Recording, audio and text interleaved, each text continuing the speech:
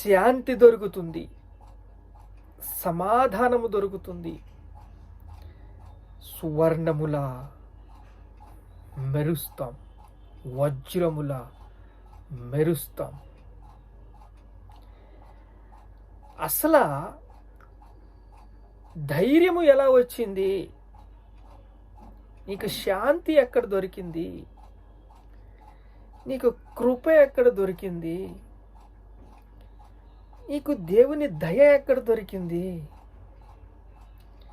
దేవుని కనికరం ఎక్కడ దొరికింది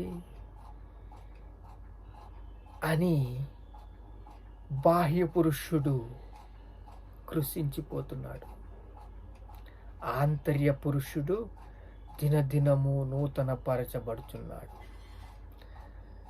లేబాను దేవదారు అంటే సువాసన. చెట్టుకు మంచు ఉన్నట్లు నేను అతనికి తోడయ్యుందును.